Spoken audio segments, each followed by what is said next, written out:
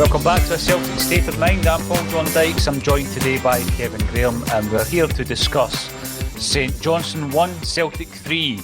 Kevin, at half-time, we were speaking about how comfortable we were, how happy we were with the performance. How are you feeling at full-time? Feeling we were still comfortable, apart from that one error. It was a bit of a chewy game, we had some nice steak at the start of it, then we got a bit of a wee fatty bit in the middle, then steak towards the end again. We nearly caused our own downfall, but the first half we were utterly engaging, utterly fantastic. We really deserved the 2-0 lead. Against the second half, we didn't really engage as much. We kind of dropped off a bit. We were trying to see the game out. We were just letting the game happen. The game was existing in a sort of dullness. Then obviously we make the mistake. We let St Johnstone back into it. But then, look, we stepped up, we scored the third goal. We could have scored another couple towards the end there. We had the gears to move through after St Johnstone scored. And when you look at it overall, it was a really, really comfortable win, and 3-1 doesn't flatter, 3-1, doesn't flatter us at all. It really should have been more. St Johnstone's man of the match was the goalkeeper. There was quite a few decent performances all over the place. It's a very happy Boxing Day. Happy. Yeah, you've made your food analogy, Kev. Everybody will be probably had already Leftovers. They've already Leftovers. had their fill of food for now, but we'll go for another couple of days anyway. Let's get everybody involved in the comment section. You're watching on Facebook, LinkedIn, YouTube, Twitch, and Twitter, and it's great to get you involved. So, Scott comes in. Scott Howe, regular contributor to A Celtic State of Mind. Welcome in, Scott, and hopefully you had a good Christmas, mate, and are looking forward to the new year. So wanted that to go in for wee Dawson. Right, let's open up the discussion straight off the bat. Joey Dawson, he's played one game for Scunthorpe, right? He's 18 years of age. We bought him. We basically bought him for the B team. If you look at the signing, we bought him for the B team.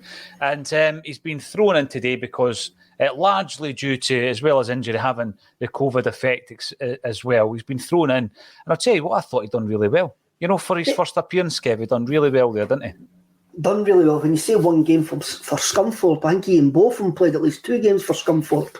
So, he done really well. He's held up play. What else did Scunthorpe give us? Kevin Keegan, yeah? Keegan, Ray Clements? A bad soccer AM joke, I think, about the irons, I think, or something like that. And also, they gave us Gary Hooper. So did that, aye. So listen, he's in good company. He is in good company. He doesn't look like Gary Hooper right enough. He's tall, he's a bit of a unit. He can move about a bit. He showed decent football intelligence today. Maybe he didn't want to overdo things, but he kept the play going when he got the ball. He was unlucky. The keeper got a decent hand on that to stop it going over the line. You could see by his reaction behind the goals that he was utterly that he was devastated that it didn't go in. But again, this hopefully the guy's had a taste of it, and he's had the taste. He's played first team football for Celtic. That's something that me, you, and the 670 odd people that are watching us and in the comments want to do. Get that first team game for Celtic, and he's done it. Fair play to the lad. He can actually go home tonight, and he can be happy with his day's work. Aye, without a doubt. And again, you know, it probably under unusual circumstances for him, but he done okay. I'm going to run through a few of the other players who, you know, under other circumstances wouldn't have been in the team today, Kev, and seeing how they've performed. Let's start off with Barkas. Barkas chucked in, first game since the Champions League qualifiers. Did he do okay for you? Done fine. Done everything it was asked for him. He had no chance with the goal. They tried to put him under pressure by putting corner kicks on top of him. He handled it well. His distribution was fine. He came out, handled a couple of stuff. He done everything you wanted for your goalkeeper on a day like today. It was fine. There was one thing I meant to point it out at half time, right? There was a point where Stephen Welsh gets the ball. He's facing his goalkeeper, but he tries to twist and turn to kick the ball back up the park. It ends up going out the park. And because there was virtually no one in the stadium, you could hear quite a bit of Postecoglou on the sidelines. You could hear the players, etc. And somebody's shouting at him to say, you should have passed that back. And he says, I'm not going there. Welsh. I'm not going there. And I just felt it showed a wee bit of lack of confidence, which is understandable when you consider the career that Barkas has had. It could also have something to do with the park. Could well be. It was a heavy pitch, Kev. So we'll give him the benefit of the doubt. Although I do feel that in January we'll probably still be looking to offload Big Barkas. But thanks everybody for getting involved. We're going to bring up as much as we possibly can. Terry Robb, here we go. Starfelt won't do. I get all the arguments for giving him time, etc. But my eyes don't lie. Not good enough and never will be. There was a couple of moments again today. I don't think that at this stage, though, Kev, you would change Starfelt and Cameron Carter-Vickers. As well as Welsh played today, I still think they're our first choice centre-back partnership. I understand what the commenter's saying there. It was the same when I was watching with my dad there. My dad says he's been a bomb scare all day. I'm going, well, apart from the goal, has he been a bomb scare all day? Do we need to actually go back and actually have a look at that? He seems to have a moment that he falls asleep and he switches off. And that always seems to lead to a goal. And that's always going to actually change opinion on him. I thought he'd done a lot of things well today. St Johnstone had a claim for a penalty kick, which he actually won the ball. He won the ball quite clearly in the area. But until he cuts down on mistakes, and their mistake, and they end up costly mistakes as well. And people are going to say, he's one to get replaced in the back line. I don't think he will get replaced in the back line. I think Postecoglou trusts him and Carter-Vickers.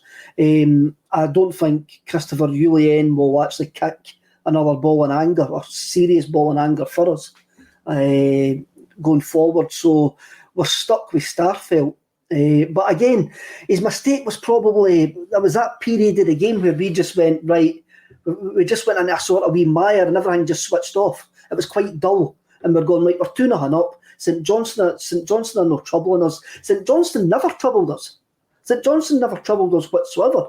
Even when they had that wee 10, 15-minute spell, and we gave them their goal, basically. We did. It was our mistake, it gave them the goal. And I think Postecoglou, I think Postecoglou, when he says he has a look at the chances that we give up and how we defend. Big Andrew will be sitting in that dressing room going, he will be disappointed with Starfelt giving away that goal, but overall he'll be looking at it and go, the way that we defended was fine. Yeah. And that will be his view, and we can like it or lump it, but that will be his view. Yeah, I mean, it's on a heavy part, like you say. We've actually changed the shape of the back line as well, Kev. Almost said we played a 3-man back four there for a second. Ewan Boy Martin comes in. Welcome to the show, Ewan Boy Martin. Beaton, man of the match. He's just getting spoken to at the moment after the game. Beaton, Kev, I don't know what your thoughts have been around near Beaton as a Celtic fan over the piece. I remember some time ago when we used to record the audio podcast in a recording studio in Stirling, and we, on a particular day, were stood up by one of our guests. I don't know if you remember, it was last minute. So we said, you know what, let's do our team of the decade instead. So I think it was yourself, me and Colin Watt. Mm-hmm. And Near Beaton made it into Colin's team. And we slagged him off for about 3 years, right up to this point. Now, I'm not going to say he's one of the best players in the last 10 years at Celtic, but I just always thought he was a bit of a bit part player, in particular over the last 2 or 3 seasons. One of the guys that was always in the squads, always got a few games here and there, but you could never really rely on him to get 20, 30 games in a row. But he's actually come into the side this season, and I think he's having probably one of the best spells of his time at Celtic. We were talking about the leadership qualities of various players this season, and we mentioned the likes of Beaton in that bracket. We mentioned the likes of Ralston in that bracket, which a year ago would have seemed absurd. But Beaton's came in today, he's played a real captain's role. I thought overall he had an excellent game, and he capped it off at the end with a goal. He was threatening that goal all day today. It was, and I remember my over-the-top reaction when Colin actually says that he was in the team of the decade. And at that point, the version we are seeing of Near Beaton didn't exist. The version we're seeing of Near Beaton over the last few weeks has been fantastic. And he's like, He's answered, I'm a massive doubter of Near Beaton, but today he was absolutely fun. He was brilliant. He was absolutely brilliant today. There was a playmaking about his game that we haven't seen, but that we don't see very often. He scored a great goal. That was a superb finish. It was a really... he took the ball in well and he actually stroked it into the bottom corner. I mean, I called him at half-time. There's really messy. He was fantastic today. He was utterly fantastic. And when people were going, when Tom Roggett's done what Tom Roggett's done, but today I thought Near Beaton was a standout in a role that you don't usually see from him, which was that playmaking front foot role. And he stood up well. He was taking guys on. He was trying to create chances. His use of the ball was good. Aye, he was fantastic. He was my man in the match today. He was my man in the match today, but maybe that's just because we're used to what Tom Rogic can actually do. I thought Near Beaton was a standout performer. You know, your frustration with Beaton in the past, Kev, was that mainly down to his performances at centre half rather than in midfield? It was mainly because sometimes I thought he played within himself. Mm-hmm. He sometimes took the far too... I'm going to go back to I didn't want to go back to this, but the Livingston game earlier on this season, I called him a crisp poke in that game because he'd done nothing. But even from that Livingston game to today, that's a completely different player playing in that midfield role. It's all... I don't know what it is, but Ange needs credit, but for me, the player needs credit. The player stood up when we actually need him.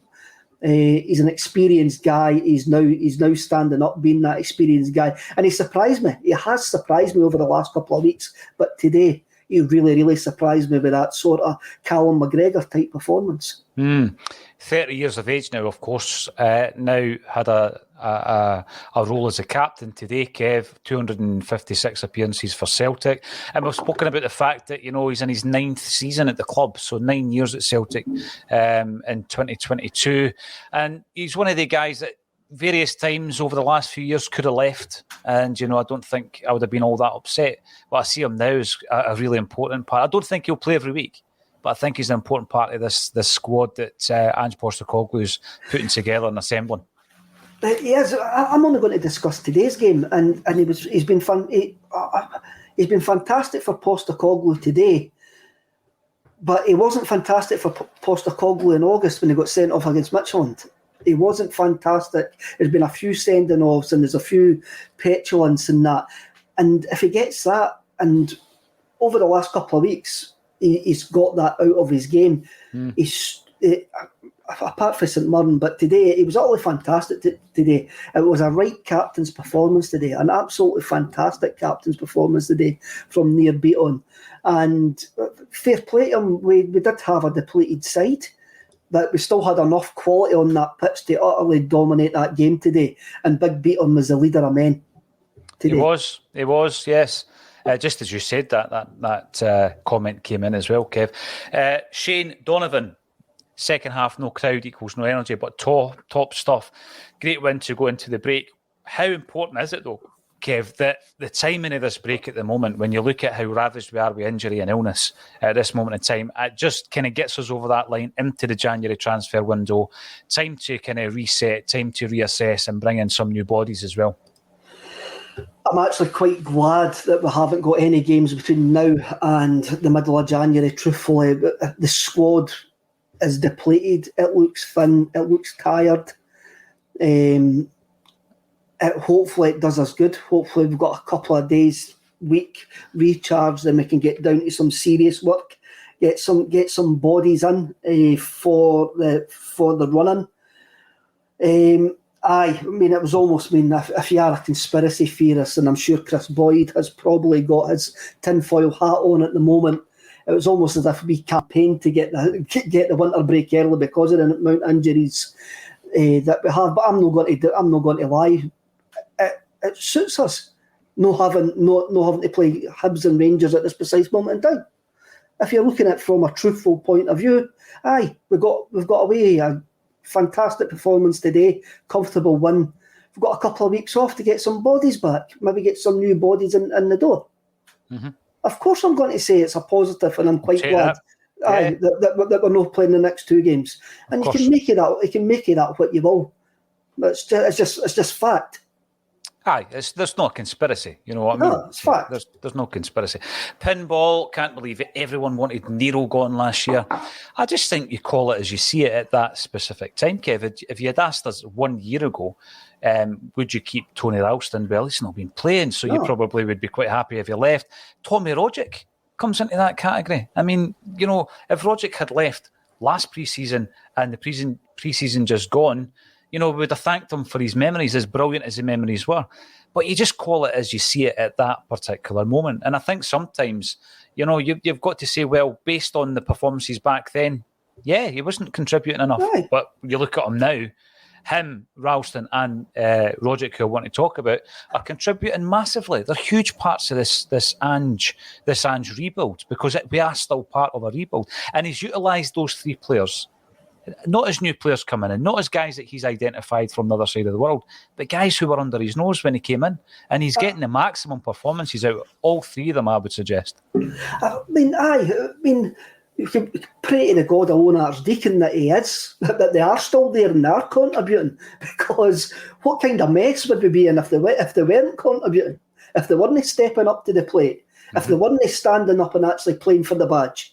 We would be in an awful mess. Yeah. So, we make as fans, we make rash judgments and decisions at times, and then we try to go back and say, "Oh no!" Imagine when we were saying that we wanted them to go. We wanted them to go at that time because they were contributing none. But that doesn't mean that we can't pray and thank whatever God you want to thank that they're still at the club they're in. Yeah. I mean, that's just the way it works. No, you're right. And as you say, three really important parts of this team at the moment. Michael McDonald, this isn't a dig at Kev. Another Kevin Graham classic, a Chewy game, eh? Well, I'll tell you, Michael, I'm glad you brought that up, because many more classics of Kevin Graham are available in his first published works. It is Christmas, Kev. I'm going to let you punt your book. It's been a long time coming, but 7 Years of Henrik is available on ACSOM.net. Tell us a wee bit about it. 7 Years of Henrik is a fan's love story to Henrik Larsson, and it's done. The concept is a young fan goes into an elderly relative house and finds a scrapbook about Henrik Larsson and starts to read this love letter to the greatest Celtic player that I've ever seen, probably will ever see, and is taken back to those times, the emotions, the games and stuff like that. And it's brilliantly designed by Mikey, and the illustrations by Martin McGarvey as well. And it just blew my mind that there's people getting it for their Christmas yesterday. That's amazing. I'm sure they all wanted a Lynx box set and they've ended up with a book of poetry. So I'm sorry about that if you really wanted Lynx Africa and you ended up with a book of poetry. But hopefully you enjoy it. I really do hope you enjoy it. It's available on ACSOM.net, and we'll get it out to you as quick as possible. Celtic has an incredible canon of literature out there already, Kev. We all have our own wee libraries of Celtic books from the past. But what I would say is this is a wee bit different, because it is a book of poetry by Kevin Graham. And watch this space. We'll probably need to be doing a reprint when we start taking that on the road, Kev. Forever and ever, Celtic, thank you for continuing to tune in. You're commenting on YouTube. Brilliant, Celtic. 5 minutes of slackness, drop in tempo throughout the team, but that is the result we wanted and deserved. And I think that when you look at it across the board, and the scenario that faced Ange Postecoglou before the game with regards to the dropouts, the drop-offs, Kev, I think we couldn't have asked for anything better than a 3-1 win up at McDermott. But it begs the question, you call it as it is. St Johnstone last season, you know, Callum Davidson, the performance of them, 2 cups won, and you compare that to where they are now. I mean, do you think that he can turn it around when you look at him? Because, I mean, you don't turn into a bad manager overnight. You don't, but his squad last season, they didn't have a lot of injuries last season. They had the wee boy McCann in the middle of the park as well, who they've lost. They've lost their captain from last season as well, and they just suddenly seem to have reacted to it. The guys that they've brought in don't seem to have replaced the leaders that left.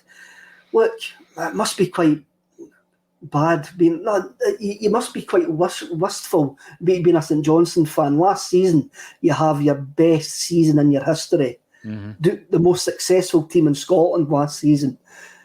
you get back into the stadium and you're looking relegation. You're staring relegation in the eye. I like going to St Johnstone. I like St Johnstone as a football club. I think that's 21 games in a row that we've actually bet them, so they're good for Celtic. So I want to see them stay in the league. And so hopefully Callum can turn it round. He did. I mean, imagine how his story is going to be if he turned out to be a one-season wonder. What a season, right enough. What an utter season, but it would be difficult for him. It's difficult for St Johnstone at the moment. But mind you, I didn't like Chris Kenny, the boy that scored. He deserves a relegation in the chops, I think. Well, as we know, you are where you are based on merit, Kevin, football, but there are certain teams that you look upon. A lot of this, I think, goes back to growing up and seeing specific teams in leagues. Other times it goes back to particular away days that you look back fondly on. But I still see St Johnstone as a Premier League team. I don't want to see them dropping out of the league. No, they are a well-run club, but the problem has been a well-run club with a small support in terms of other clubs round about them. They're always going to struggle, but they're in a good area. I mean, Perth's not that far for players who stay in Glasgow and Edinburgh and round about that. It's not as if it's a Ross County, like travelling. They can attract decent players. I mean, they've had players that have been there for years, like Stevie May's returned a couple of times, Liam Craig is there as well. I just like them as a club. I think they're a nice wee club. And I'll probably have St Johnstone fans saying you're being condescending there, blah, blah, blah. But I just see them as a nice wee club, and hopefully they do well. There's other clubs I would like to see relegated. I won't ask you who, mate. I won't ask you who. Derek Ritchie comes in to talk about James McCarthy. His kit was spotless until that tackle in the 75th minute. How does a midfielder go that long without getting dirty on a pitch that bad? It's because he's so elegant. Of course it is. You know. Let's talk about McCarthy's performance then, Kev. Done himself absolutely no harm today with that performance. I thought he played really well. First half, he was superb. That his range of passing in the first half was great. Second half, like the team was sort of tried to contain, we dropped off, and also the lack of game time I think showed as well in McCarthy's play. And then at the second half, but look, his first half showed that he can contribute to Celtic Football Club. His first half did. He's got something in his locker there that we could do against the packed defences and teams that are just going to park the bus against us. He's got that bit of vision that sometimes we lack from the middle of the park, and I thought he showed today that he can contribute. In that first half especially, he showed today that he can contribute, and he needs to contribute. He's on a large contract, he's here for 4 years. We can't afford for him not to contribute, and I thought he done well today. And again, he'll be another one like Joey Dawson, and that will go home this evening and be quite happy with his day's work. Absolutely. Brian coming in, Brian Walsh coming in to remind us he put in a good, honest performance today. So did McCarthy. There was all the team put in an honest performance today. They put in an honest performance, and it was a great performance. It was a comfortable performance. I had that dodgy 5 minutes after St Johnstone scored, and obviously your pants start flapping on the one day. But then we've won the game 3-1. It could have been 4 or 5-1. We regained the composure. Aye. Absolutely. Guts goes berserk. The beat on I seen against Midtjylland and the beat on today, completely different players in terms of position. Fully agree. Yeah, I would totally agree with that. Absolutely. And as we move on, though, Kev, if there was one thing that concerned me a wee bit, it was, during that particularly sticky patch, that chewy patch, I think you called it, there wasn't much movement up top, and we weren't giving any options down the wings. Are you putting that just down to personnel? When you lose a player like Hugo, of course, you're going to lose a lot of movement up top, aren't you? Yeah, right. And even sometimes with Kyogo, we lose that movement up top during games as well. I think it's the amount of effort we ask the front players to put in. It sometimes burns them out. And when we have had options, how many times has Postecoglou changed the front three? Like after 60, 70 minutes. But again, I think it's just the fact that we slowed the game down. and these options just didn't happen anymore. The players were maybe making the runs. It's very difficult to actually see on the TV, but the fact that we're moving the ball slower, there's less space, and Johnston get back. They're well drilled. Dawson started coming deeper in the second half to pick up the ball, which shows me that the space behind wasn't there anymore. And I think that's mainly because we were playing the ball slower. Abada, great first half, sort of disappeared in the second half, but that seems to be his form, the way that he does it. He's explosive, then he'll actually not contribute to a game whatsoever. But overall, again, Abada scored 2 goals, had a great game. Joey Dawson had a good game. Juranovic done a job. They were all honest today, and that's all we asked. They were all honest, all contributed, and they gave us something to hang on to. They gave us something to hang on for the next 3 weeks when we haven't got any football to actually speak to. It was a big win today. It was a big win. It was, although there won't be any games to talk about. A Celtic State of Mind will still be broadcasting on a daily basis as usual. We'll be back tomorrow at 12:30 for the Bulletin. Jamie Murphy comes in to again speak about Starfelt to blame for another goal. We need another partner for Carter Vickers. I definitely think that Carter Vickers has been so solid since he came in, Kevin. There are vulnerabilities. We spoke about them before the game in Carl Starfelt's play. I'm a big fan of Stephen Welsh, but I still think in terms of a partnership, that is the one that Ange favours, and he's going to go with it. I mean, when we go into the new year, for example, we don't know what the scenario is with Julien. Let's not forget that's a £7 million player that we've not been able to select for a whole year now. There's obviously been complications. There's been setbacks in his recovery. So at this moment in time, we've got to go with what we have. There's suggestions that we're interested in other centre-halves. But Starfelt at £4.5 million, that's quite a big buy for Celtic in this day and age, Kev. My biggest concern, my biggest surprise, I guess, is that he doesn't naturally look like the type of centre-half that Ange Postecoglou would have identified because of the style of play, playing out from the back. He still doesn't look comfortable with the ball at his feet. He doesn't, but then does Ange Postecoglou want his defenders to actually come out with the ball? He seems to want them to move it on quick. And I think it's probably part of, some of the Japanese and the Australian guys who have watched Ange Postecoglou's career more closely than us. Has an Ange Postecoglou side ever came up against the low blocks that we get when teams just forget to play football? Teams make no attempts to play football against us whatsoever. And this is where maybe it's a different type of centre-half that Postecoglou maybe has to look at in the future. I think Starfelt sometimes can actually do the last-ditch stuff well, but he always seems to have that. He does seem to have that lapse of concentration in him. And it's maybe something that Postecoglou, now he's had a little bit of a feel for the Scottish game for 6 months, he's going, well, I'm actually going to mention Virgil van Dijk, because a couple of years ago on Boxing Day, Virgil van Dijk scored an absolutely worldie at McDermott Park when he broke from the back. And it's maybe something that Postecoglou has never had to look for in a centre-half, one that's comfortable carrying the ball through the lines, because his teams have never really needed that. I'm sure somebody for Australia and Japan will come in and say, you're talking rubbish there, but that's just me trying to wonder why. Well, Carter Vickers, you're right though, Carter Vickers doesn't do that. It doesn't carry the ball through the midfield area. Like the goal that you're talking about with Van Dijk was a classic example of that. Mm-hmm. Big Ayer used to do it at will, didn't he? He used to get the ball in a defence and just go for a stroll. Next thing you know, he's on the edge of their box. Starfelt's never going to be that player. Beaton's that player, but he's a midfielder. We don't really want to see him going back to centre-half.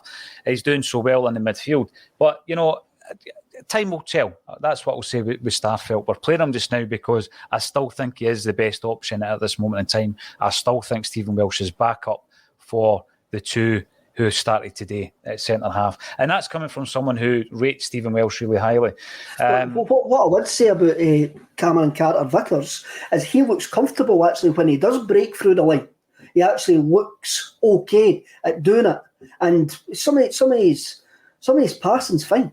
Some of his passing, when he tries to break those lines, is fine. But I know what you mean about Starfelt. As I say, I compared them to ZX Spectrum graphic at times, the way that he runs and the way that he passes the ball, and sometimes it's the look of him as a football player kind of says, are you really... It's like me trying to play a ball with my left foot. It's so awkward and I know what you mean. It's just, it just doesn't look right, and if he keeps on making making mistakes, it just becomes an easy target. It'll become a target, but there'll also be a point where, as a manager, Postecoglou will need to say, we can't afford to lose these goals or give up these chances, Kev. We're really dominant at 2-0. It's comfortable at 2-0. They get a wee sniff with that goal coming back into it. Thankfully, we had character and the composure to overcome that period of the game. But, that could be against Rangers. That could be in the next round of Europe. That, with 5 minutes to go in a game. And that's my biggest concern with Starfelt. It's everybody's biggest concern when we try to actually predict the future. We try to predict what's going to happen and games going forward. But what you actually mentioned there, Paul, is character. And I think we've shown quite a lot of character, something that had been missing earlier on in the start of the season. Mm-hmm. I think the whole of December, when I didn't think we had the squad to see us through this December, I was over the moon that we actually won the game that I wanted to win in December, which was the League Cup final. But I always thought there's going to be one game where this is not going to happen. And we maybe chanced our luck a couple of times. Then it happened against St Mirren. Yeah. But we've shown character all of December. Every player in that team has showed character over December. And I can't ask any more of them. I really can't ask any more in this period. And hopefully the break does us good and it's game on the 14th, 13th of January, whenever we return. You're right. Before the game, Kev, you said it's a must-win. We won it. That's all we can ask for. I'm just watching back the goals at the moment, and I'm wondering if we will get to a point where maybe we'll mix it up a wee bit and play Kyogo and Abada through the middle, because Abada is far more effective through the middle than he has been on the right wing. He doesn't seem to be as comfortable out there. So is that something else that Postecoglou will look at in the future? Another option for us, perhaps? Someone asked earlier on if the link was working under the video for St Mary's, the fundraiser. I just checked. I went into YouTube there and clicked on it, and it is taking us to the correct page. Just a reminder, we raised over 28 grand collectively, not ACSOM, collectively as a Celtic fan base, and with the assistance of other podcasts as well. We have raised over 28 grand, but we're going to keep the fundraiser open, Kev. We're going to keep it open all year. If it comes down to the point that fundraiser is what keeps St Mary's going, then great, we'll keep doing it, Kev. And maybe a couple of times a year we'll have a spike because we'll have fundraisers, and a big focus on it. But we're still getting money coming in. It's going directly over to St Mary's. So thanks everybody for continuing to contribute. What everybody's got to remember is we're only here discussing the beautiful Glasgow Celtic because of St Mary's, and that should never be forgotten.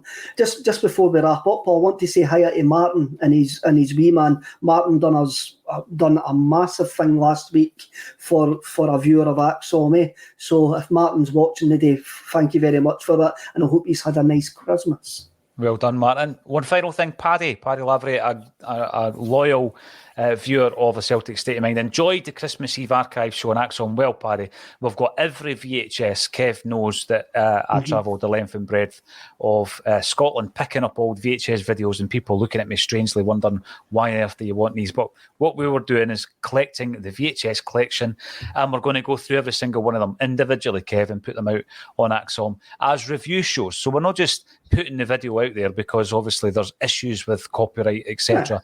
But you are able to do a review through fair usage under the legislation. So we'll be reviewing every single video through the eras, Kev. And there's some belters and there's some shockers. But the Celtic collection is good viewing. I mean, that interview with Sean Connery when he's looking back on the 1950s. It was interesting because obviously we know what happened after that. But you also get great interviews with the likes of Matchday, Liam Brady, Charlie Nicholas. And as we move through the eras, we'll be getting interviews from O'Neill's teams, Wim Janssen's teams, the whole works. So I'm looking forward to recording and reviewing more of them as well, Kev. I know it was a fantastic show. It's something that we've been planning for a little while. We used to do the video club, and when lockdown first started, we done a video club, and I remember watching the ones for the early 90s, man, and it was some great memories. They are great memories, Colin. Anytime watching Celtic is a great memory. There's always something positive to come to watching Celtic. And whether it's like Charlie Nicholas walking about in a pair of underpants in the dressing room, or like the suits, the big oversized suits or anything like that. Aye, it's a great concept. It's a brilliant concept. There's so much history that Celtic have got. And these videos are fantastic. It just reminded me of stuff that sometimes you've actually forgot. They're a great wee archive, and my suggestion is the Celtic ones at least should probably be available on the Celtic YouTube channel, because they've got all the rights to it. So that would be an idea. Facebook user, unfortunately, I don't know who it is, because there's a wee process you need to go through to register yourself on StreamYard via Facebook. But thanks for getting involved on the Facebook channel. Starfelt always looks off balance, even when he has full control. You know what? I think that is exactly it. He does look off balance, and he almost twists around to try and hit the ball with his left feet. I'm hoping that, that settling in period has come and gone, and when we come back for 2022, we see a more confident Starfelt in place. Anyone asking regarding the amount of comments that come in through YouTube, all I can say is it's simply because the vast majority of people watching are watching on the YouTube channel. I mean, there's very, very few really, in the great scheme of things, watch on Facebook Live. So the comments that come in are probably going to get swamped out from the YouTube ones, but I'm looking to try and get as many of the platforms involved as possible. And also, what the viewers are seeing on the live chat, there is a delay in the comments coming through to the StreamYard as well. So what they're seeing on the live chat is not actually what we're seeing at this precise moment in time. Yes, but we do try and get as many of you involved as possible. We appreciate all the support that you've given us this year. And as I say, we'll be back with the Bulletin tomorrow and all week up to the new year as well. So thanks everybody for getting involved. And thank you once again, Kevin Graham, for getting involved today on the Matchday ACSOM Bulletin. My pleasure.